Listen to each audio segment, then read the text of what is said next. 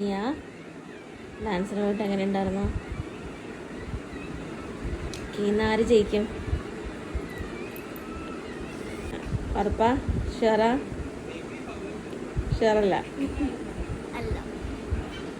പ്രതീക്ഷയുണ്ട്. അങ്ങനെ ഡാൻസിനൊക്കെ പോയി വന്ന് നല്ല പ്രതീക്ഷയിലൊക്കെ ആയിരുന്നു. പിന്നെ കുറച്ച് നേരം ഇവർ കിടന്ന് ഉറങ്ങി. അതിനുശേഷം നമ്മൾ സമയമായപ്പോൾ എഴുന്നേറ്റ് കുറച്ച് സ്നാക്സും ചോക്ലേറ്റ്സും കാര്യങ്ങളൊക്കെ മേടിച്ചിട്ടുണ്ടായിരുന്നു, ജ്യൂസും ഒക്കെ. എന്നിട്ട് നമ്മൾ ഹോം തിയേറ്ററിലേക്ക് പോകുന്നു കളി കാണാനായിട്ട്. ഈ കുട്ടി ഭയങ്കര എക്സൈറ്റ്മെൻറ്റിലാണ് കേട്ടോ, ഭയങ്കര തുള്ളലും ചാടലും ഒക്കെയാണ്. ഇവർ ടീഷർട്ടൊക്കെ ഇട്ട് നല്ല സെറ്റപ്പിൽ വന്നിരുന്നതാണ്, ഞാൻ മാത്രമാണ് ടീഷർട്ട് ഇടാത്തുള്ളൂ. അങ്ങനെ നല്ല ഹാപ്പി ആയിട്ട് നമ്മൾ കളി കണ്ടൊക്കെ തുടങ്ങിയതാണ്. ഇതാരത്? All set. അങ്ങനെ നമ്മൾ കളി കണ്ടു തുടങ്ങിയപ്പോൾ തന്നെ നമുക്ക് മനസ്സിലായി ഇത് നമ്മൾ ഉദ്ദേശിച്ചിടത്ത് കൂടെ അല്ല പോകുന്നതെന്നുള്ളത്. ഭയങ്കര മോശം കളിയായിരുന്നു. അത് മാത്രമല്ല, അർജൻറ്റീന എന്തുകൊണ്ടാണ് ഇത്ര മോശമായിട്ട് കളിച്ചതെന്ന് അറിയില്ല.